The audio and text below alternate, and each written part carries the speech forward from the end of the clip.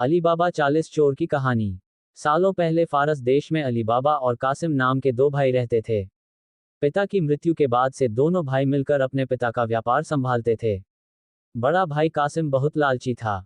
उसने धोखे से पूरा व्यापार हथिया कर अली बाबा को घर से निकाल दिया। इसके बाद अली बाबा किसी बस्ती में जाकर अपनी पत्नी के साथ झोपड़ी में गरीबी की जिंदगी व्यतीत करने लगा। वह रोजाना जंगल जाकर लकड़ियां काट कर लाता और बाजार में उन्हें बेचकर जैसे कैसे घर का गुजारा चलाता था। एक दिन अली बाबा ने जंगल में लकड़ी काटते समय 40 घुड़सवार को वहां आते हुए देखा। सभी घुड़सवार के पास धन की पोटली और खंजर थे। ये देखकर वह समझ गया था कि ये सभी चोर हैं। अली बाबा एक पेड़ के पीछे छिपकर उन्हें देखने लगा। तभी सभी घुड़सवार एक पहाड़ के पास जाकर खड़े हो गए। तभी चोरों के सरदार ने पहाड़ी के सामने खड़े होकर बोला, खुल जा सिम सिम। इसके बाद पहाड़ में से एक गुफा का दरवाजा खुला। सारे घुड़सवार उस गुफा के अंदर चले गए। अंदर जाकर उन्होंने बोला, बंद हो जा सिम सिम, और गुफा का द्वार बंद हो गया। ये देख अली बाबा दंग रह गया। कुछ देर बाद वो दरवाजा फिर से खुला और उसमें से वो सभी घुड़सवार निकले और वहां से रवाना हो गए। अली बाबा ये जानने को बेताब हो गया कि आखिर इस गुफा में क्या है और वो सब यहाँ क्या कर रहे थे। इसके बाद उसने गुफा में जाने का फैसला किया। वह उस पहाड़ के सामने गया और बार बार चोरों के सरदार के शब्द बोलने लगा, खुल जा सिम सिम, खुल जा सिम सिम। गुफा का दरवाजा खुल गया। अली बाबा गुफा के अंदर गया और उसने देखा कि वहां सोने की गिन्नियां, अशफियां, गहने आदि रखे थे। चारों तरफ खजाना ही खजाना था।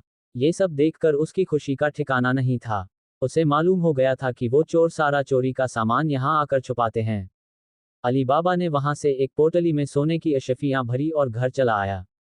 घर जाकर अली बाबा ने इस पूरे किस्से के बारे में अपनी पत्नी को बताया। एक साथ इतनी सारी अशफियां देखकर उसकी पत्नी हैरान रह गई और अशफियों को गिनने बैठ गई। तभी अली बाबा ने बोला कि ये इतनी अशफियां हैं कि इन्हें गिनते गिनते रात हो जाएगी। मैं गड्ढा खोदकर इन्हें छुपा देता हूं, जिससे किसी को भी हम पर शक न हो। अली बाबा की पत्नी बोली, मैं इनकी गिनती नहीं कर सकती हूं, लेकिन अंदाजे के लिए इन्हें तोल तो सकती हूं। अली बाबी की पत्नी भागती हुई कासिम के घर गई और उसकी पत्नी से गेहूं को तोलने के लिए तराजू मांगने लगी। ये देखकर कासिम की पत्नी को उस पर शक हुआ। उसने सोचा कि इन गरीब लोगों के पास अचानक उनके पास इतना अनाज कैसे आया। वो अंदर गई और तराजू के नीचे गोंद लगाकर लाए और उसे दे दिया। रात को अली बाबा की बीवी ने सारी अशफियों को तोला और तड़के सुबह उनका तराजू लौटा आई। कासिम की पत्नी ने तराजू को उल्टा करके देखा तो उस पर सोने की एक अशर्फी चिपकी हुई थी। उसने यह बात अपने पति को बताई। कासिम और उसकी पत्नी यह जानकर जला भुन गए। दोनों को रात भर नींद नहीं आई।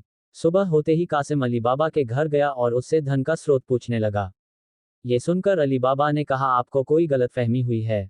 मैं तो एक मामूली लकड़हारा हूँ। कासिम ने बोला कि तुम्हारी बीवी कल हमारे घर से अशर्फियों को तोलने के लिए तराजू लेकर गई थी। ये देखो, ये अशर्फी तराजू पर चिपकी मिली है। सब सच बताओ, नहीं तो मैं सबको बता दूंगा कि तुमने चोरी की है। ये सुनकर अली बाबा ने सच सच सारी कहानी बता दी। कासिम के मन में लालच आ गया। उसने खजाना हथियाने का प्लान बनाया और अगले दिन गुफा पहुंच गया। वह अपने साथ एक गधा भी लेकर गया ताकि वह उस पर खजाना लाद कर ला सके। गुफा के सामने पहुंचकर उसने अली बाबा ने जैसे बताया था वैसे ही किया। उसके खुल जा सिम सिम बोलते ही गुफा का दरवाजा खुल गया। अंदर पहुंचकर चारों तरफ खजाना देखकर वह भौचक्का रह गया। उसने बोरियों में सोने की सिक्के भरे और बाहर निकलते समय क्या बोलना है वही भूल गया। गुफा से बाहर निकलने के कासिम ने तमाम प्रयास किए, लेकिन कोई रास्ता न निकला। वह गुफा के अंदर कैद हो जाता है। कुछ देर बाद जब चोरों का गिरोह वहां पहुंचा तो उन्होंने देखा कि बाहर एक गधा बंधा है। वे समझ जाते हैं कि यहाँ कोई आया है। चोर अंदर जाते हैं और कासिम को ढूंढकर मार देते हैं।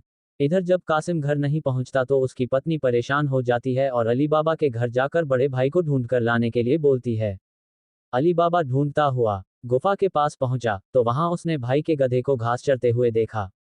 वह समझ जाता है कि कासिम अंदर गया था और चोरों ने उसे पकड़ लिया है। अली बाबा जब गुफा के अंदर गया तो उसे कासिम की लाश मिली। अली बाबा लाश को घर लाता है और बिना किसी को बताए प्राकृतिक मौत घोषित करके उसका अंतिम संस्कार कर देता है। कासिम की पत्नी के कहने पर अली बाबा और उसकी पत्नी कासिम का व्यापार संभालने लगते हैं और उसके साथ रहने लगते हैं।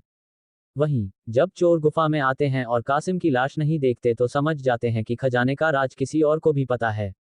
वह गांव में जाकर पता लगाते हैं कि कुछ दिनों में किसके घर में मौत हुई है। चोरों को अली बाबा का घर मिल जाता है। चोर ने उसके घर के बाहर क्रॉस का निशान लगा दिया, जिससे रात के समय उन्हें उसका घर समझने में आसानी हो। वहीं अली बाबा ने जब अपने घर के बाहर क्रॉस का निशान देखा, तो वह समझ गया कि चोरों ने घर का पता लगा लिया है। उसने वैसा ही निशान सबके घर के बाहर लगा दिया।